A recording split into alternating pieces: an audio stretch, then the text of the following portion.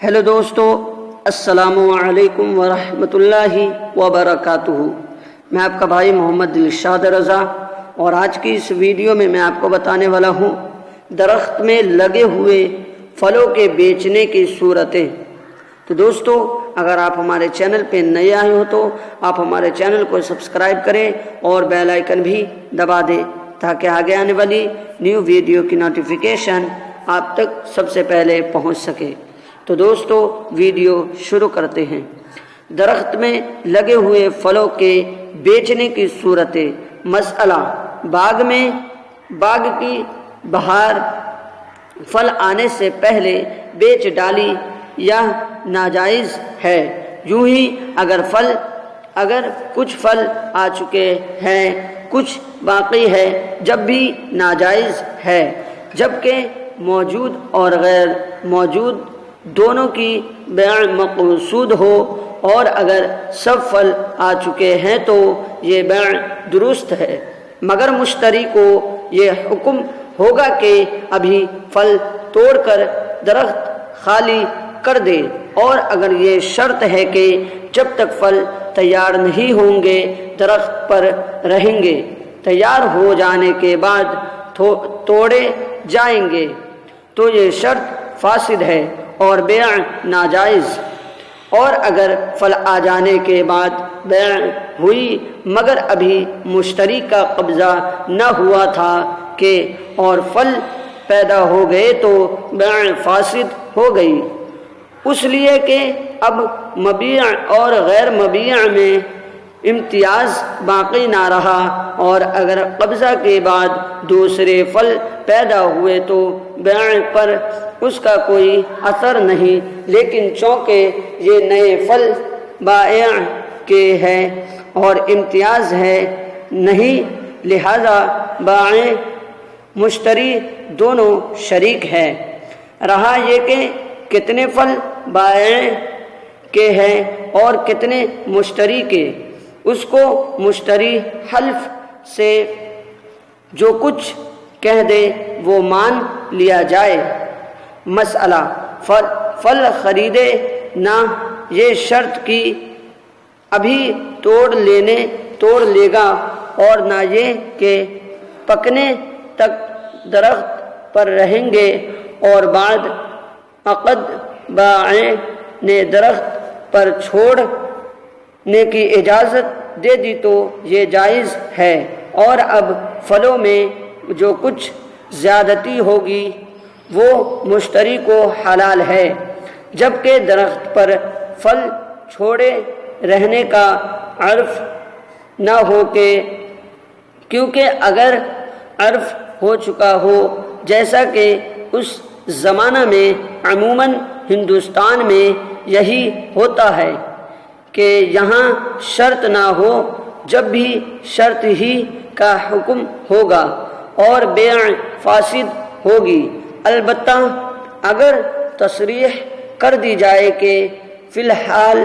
توڑ لینا ہوگا، اور بعد میں مشتری کے لیے بائع نے اجازت دے دی تو یہ بیع فاسد نہ ہوگی، اور اگر بیع میں شرط ذکر نہ کی اور بائع نے درخت پر رہنے کی اجازت بھی نہ دی مگر مشتری نے پھل نہیں توڑے، تو اگر پہلے کی نسبت سے پھل بڑے ہو گئے تو جو کچھ زیادتی ہوئی اسے صدقہ کرے، یعنی بیع کے دن پھلوں کی جو قیمت تھی اس قیمت پر آج کی قیمت میں جو کچھ اضافہ ہوا وہ خیرات کر دے۔ جیسے اس روز 10 روپیہ قیمت تھی اور آج ان کی قیمت 12 روپیے ہے تو 2 روپیے خیرات کر دے، اور اگر بیع ہی کے دن پھل اپنی پوری مقدار کو پہنچ چکے تھے، ان کی مقدار اس زمانہ میں کچھ نہیں بڑھی، صرف اتنا ہوا کہ اس وقت پھل پکے ہوئے نہ تھے۔ اب پک گئے تو اس صورت میں صدقہ کرنے کی ضرورت نہیں، البتہ اتنے دنوں بغیر اجازت اس کے درخت پر چھوڑ رکھنے کا گناہ ہوا۔ مسئلہ پھل خریدے اور یہ خیال ہے کہ بیع کے بعد اور پھل پیدا ہو جائیں گے یا درخت پر پھل رہنے میں پھل اور بڑے ہو جائیں گے، یہ زیادتی بلا اجازت بائع ناجائز ہوگی، لیکن یہ چاہتا ہے کہ کسی صورت سے جائز ہو جائے تو اس کا یہ حیلہ ہو سکتا ہے کہ مشتری ثمن ادا کرنے کے بعد بائع سے باغ یا درخت بٹائی پر لے لے، اگرچہ بائع کا حصہ بہت تھوڑا قرار دے، مثلا یہ کہ جو کچھ اس میں ہوگا اس میں 999 حصے مشتری کے اور ایک حصہ بائع کا، تو اب جو نئے پھل پیدا ہوں گے یا جو کچھ زیادتی ہوگی بائع کا، وہ ہزاروں حصہ دے کر مشتری کے لیے جائز ہو جائے گی، مگر یہ حیلہ اسی وقت ہو سکتا ہے کہ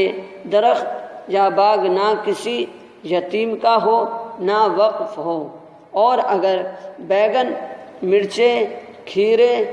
ککڑی وغیرہ خریدے ہو اور ان کے درختوں یا بیلوں میں آئے دن نئے پھل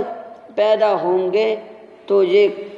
کرے کہ درخت یا بیلیں بھی مشتری خرید لے کہ اب جو نئے پھل پیدا ہوں گے وہ مشتری کے ہوں گے، اور اگر زراعت پلنے سے پہلے خریدی ہے تو یہ کرے کہ جتنے دنوں میں وہ تیار ہوگی اس کی مدت مقرر کر کے زمین اجارہ پر لے لے۔ تو دوستو ویڈیو اچھی لگی ہو تو لائک کرے، کومنٹ کرے، شیئر کرے، اور دوستو ایسی جانکاری میں آپ تک پہنچاتا رہتا ہوں، اس لیے آپ اپنا پیار محبت برسائے ہماری اس ویڈیو پہ۔ تو دوستو دین کی باتیں پھیلانا صدقہ جاریہ ہے، دعا کی درخواست ہے۔ السلام علیکم ورحمۃ اللہ وبرکاتہ۔ ہیلو دوستو، ایسی اسلامی جانکاری کے لیے آپ ہمارے چینل اسلامک GFR کو سبسکرائب کریں